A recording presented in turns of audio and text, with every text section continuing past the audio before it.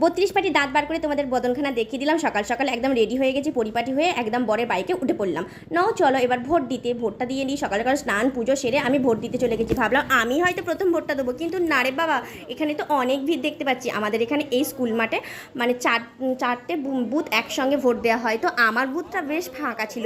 Phone নিয়ে যাচ্ছি আর কি ভিডিও করতে করতে তোমাদের সঙ্গে, অমনি কয়েকজন লোক বললো ফোন নিয়ে যাবে না, ফোন নিয়ে যাওয়া যাবে না। আমি ঠিক আছে বাবা, ঠিক আছে, ফোনটা রাখতেই যাচ্ছি আর কি।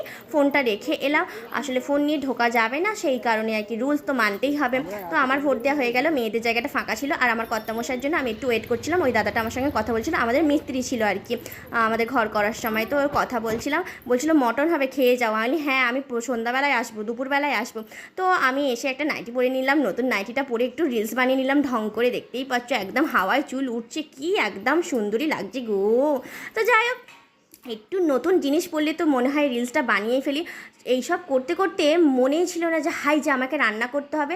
আমরা যেন বাবুকে ঘুম পাড়িয়ে রেখে গিয়েছিলাম, বাবু তখনও ওঠেনি। আমরা 8:30 বাজতে গিয়েছিলাম, 9:30 বাজতে গল্প গুজব করে আসতে তখন 9:30 প্রায় বেজে গেছে। আর দেখি না বাবু তখনও ঘুমোচ্ছে। আজকে বাবুর ঘুমটা কিন্তু খুব ভালো হয়েছে আজকে। তবে একটা জিনিস আমার খুব ভুল হয়ে গেছে, বাবুকে আজকে বই পড়তে বসানোই হয়নি, পুরো যেন ছুটির দিন হয়ে গেছে।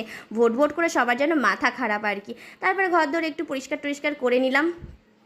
পরিষ্কার করে নিলে আর কি বলো তো, মনে থাকে না যে কখন কোনটা করব। আমি ভুলেই গেছি আজ রান্না করতে হবে। ওকে জিজ্ঞাসা করলাম কি কী রান্না করব। ও বিল্লার মোড়ে বললো যাই গিয়ে মাছ টাছ কিনবো। বিল্লার মোড়ে নাকি মাছ বসেনি। আলি তাহলে কী হবে, বললো মাংস নিয়ে যাবো। আলি না রোজ রোজ মাংস খেতে হবে না, আজ ডিমের ঝাল আর ভাত খাও, তাহলে আমার কাজটাও একটু শর্টকাটে হয়ে যাবে। তাই জন্য আমি ডিমের ঝাল, ভাত, ডাল আর চাটনি করে নিলাম। আর বেশি কিছু কিন্তু করবো না। রোজ রোজ ভালো মন্দ খেতে হবে না, বলো রোজ রোজ করে ভালো মন্দ করা যায় বলো? আমরা কি খুব বড় লোক? তা তো নয়। তো যাই হোক, তোমাদের সঙ্গে দেখো গল্প করতে করতে কী না কথা বলে দিচ্ছি। আর এখানে একটু খাটটাটগুলো পরিষ্কার করে নিচ্ছি। এই গরমে নতুন নাইটি পরতে যা কষ্ট হচ্ছিল আমার, বাপরে বাপ, যেন মনে হচ্ছিলো কখন খুলে দিই রে বাবা। তো এই গরমটা পচা গরম মনে হচ্ছে। রোদও আছে, আবার কখনো মেঘলাও হচ্ছে, বৃষ্টি হয়েও কিন্তু শান্তি নামছে না, ওই রকম গরম হচ্ছে। তোমরা নিশ্চয়ই বুঝতে পারছো আমার ঘরে কিন্তু আলোটা বড্ডই কম। এটা সেটা লাইট ফাইটগুলো সব কিছু মুছে নিলাম। তোমাদের সব কিছু দেখানো সম্ভব হয়নি হয়তো, কি আর করা যাবে।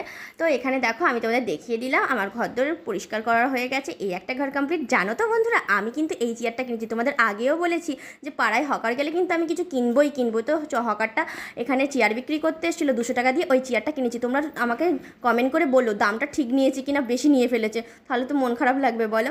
তো এই যে ওয়াল পেন্টিংটা দেখছিলো, এটা কিন্তু আমি ফ্লিপকার্ট থেকে কিনে ভালো করে লাগিয়ে নিয়েছি। কি সুন্দর লাগছে তাই না? আমার ভীষণ পছন্দ, আমার কর্তামশাইয়ের কিন্তু খুব ভালো পছন্দ হয়েছে। আর এখানে আমি পুজো পাঠ করে নিয়েছিলাম, ঠাকুরের বাসনকোসনগুলো নিয়ে নিলাম। তারপরে ঠাকুরের বাসনকোসন মেজে আসছি। উরি বাবা, দেখতে পাচ্ছ মনে হচ্ছে আমি স্নান করে আসছি আর কি। আর এখানে ডিমের ঝাল আর ভাত রাঁধবো, আলুটা ভালো করে কষে নিচ্ছি। আর এইদিকে আমিই কষা হয়ে যাচ্ছি, বুঝতে পারছো। আর এখানে টিফিনের জন্য চপ ফুরুলি দিয়ে মুড়ি মাখানো হয়েছিল, আর বাবুর জন্য একটু কালকে রাতে মাংসের তরকারি দিয়ে মুড়ি মাখানো হয়েছে। রাতে একটু মাংস এনেছিল, রুটি দিয়ে খাওয়া হয়েছিল আর কি।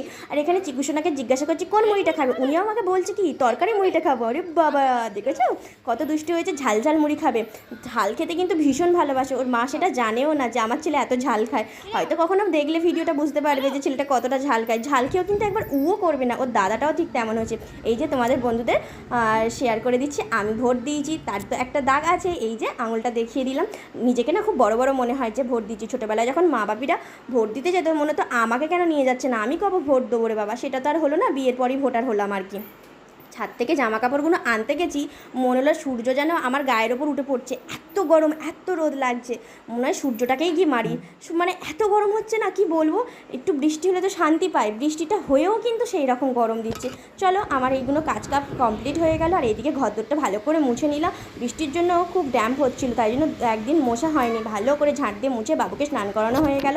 তারপরে আমরা খাওয়া দাওয়া করবো। চিকুবাবু এসছে, চিকুবাবু আর ওর দাদা মিলে কিন্তু ঝগড়া করছিল, তাই জন্য চিকুবাবুকে আমি একটু সামলাচ্ছি যাতে না একটু কাঁদে। ও কাঁদলে তো ওর মা খারাপ ভাববে বলো, তাই জন্য এইটাকে ভালোবাসছি। আর ওই দিকেরটা কাঁদছে।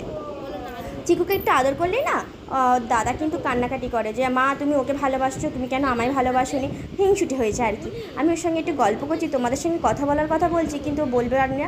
এই যে আমার পিছনে কর্তামশাই বসে বসে ফোন দেখছিল। আমি যেই বলেছি স্নান করতে যাও, সাবান বার করছে, স্নান করতে যাবে। তারপরে স্নান টান করে আমাদের খাওয়া দাওয়া হবে আর কি। আর এখানে দেখো আবার দুজনের ঝগড়া আরম্ভ। দুজনে সারা দিনটা কিন্তু এই নিয়েই করে। দেখেছো কত দুষ্টুমি করছে। আমি একটু কিন্তু বকা দিয়ে কিন্তু ওকে থাকতে পারি না, বকা দিয়েও আবার হেসে ফেলি। দেখো আমি বকা দিয়ে যেই হেসেছি, ও কিন্তু হেসে ফেললো। আমার ভিডিওগুলো তোমাদের কেমন লাগে, ভালো লাগলে অবশ্যই লাইক করো আর কমেন্ট করো তোমরা কীরকম ধরনের ভিডিও দেখবে। যারা সাবস্ক্রাইব করোনি অবশ্যই সাবস্ক্রাইব করে দেবে, আর যারা বন্ধুরা ফলো করে দিওনি তারা ফলো করো, আর আমার ভিডিওগুলোতে একটু লাইক করো। তোমাদের একটা লাইক কিন্তু আমার অনেক সাপোর্ট করে। থ্যাংক ইউ বন্ধুরা, আমার ব্লগটা এখানেই শেষ করে দিচ্ছি। Thank you.